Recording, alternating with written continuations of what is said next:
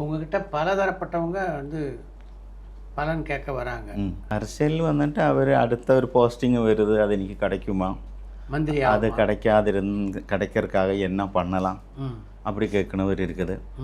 அதுபோல் நேற்று நைட்டும் கூடி ஒரு எம்எல்ஏ வந்திருந்தது. அடுத்து ஏதோ ஒரு போஸ்டிங் வருது, அது கிடைக்குமான்னு கேட்டு கிடைக்கிறதுக்கு சான்ஸ் இல்லைன்னு சொன்னாச்சு. அப்போ அதில் என்ன பரிகாரம் பண்ணலாம்? அதுக்கு பரிகாரம் பண்ண முடியாது. பரிகாரம் எப்படியோ பண்ணலாம் சார், இது பண்ணாலும் பரவாயில்ல, ஒன்றுமே பண்ண முடியாது. பரிகாரம் இதுக்கு இல்லை. உங்கள் நம்பிக்கைக்கு வேண்டி வேണമെങ്കിൽ பரிகாரம் பண்ணலாம்.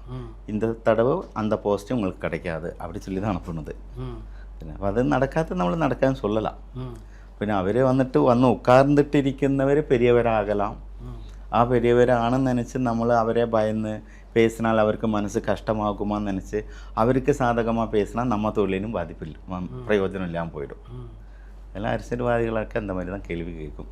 அவருக்கு மெயினாയിട്ട് காசு சம்பாதிக்கணும், போஸ்டிங் வேணும், அது எவ்வளோ லட்சங்கள் கொடுக்காനും അവർ தெரியும், கோடிகள் கொடுத்தாலும் அந்த போஸ்டிங் கிடைக்கணும்னு நினைக்கும். പക്ഷെ அது கொடுத்தாலும் நமக்கு கிடைக்காத, நேரம் சரியில்லைங்க கிடைக்காதுன்னு சொல்லணும். அவ்வளோதான். இப்போ கலைத்துறையை சேர்ந்தவங்களும் சந்திப்பாங்க உங்களை, சினிமா ட்ராமா இதில் இவங்கெல்லாம் என்னென்ன கேட்பாங்க முக்கியமாக?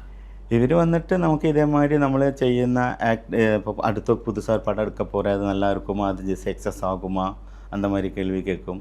அவரோட தொழில் ரங்கத்தை அவருக்கு நல்லது பேர் புகழ்வு கிடைக்குமாறு, அதுவும் இதே மாதிரி தான். நமக்கு அந்த நேரம் நல்லா இருக்கும்போது இப்போ நீங்கள் அடுத்த ப்ராஜெக்ட் எடுத்தால் நல்லா இருக்குன்னு சொல்லுவார், அதல்லைங்க அடுத்த ப்ராஜெக்ட் எடுத்தால் நல்லா இருக்காதுன்னு சொல்லுவார்.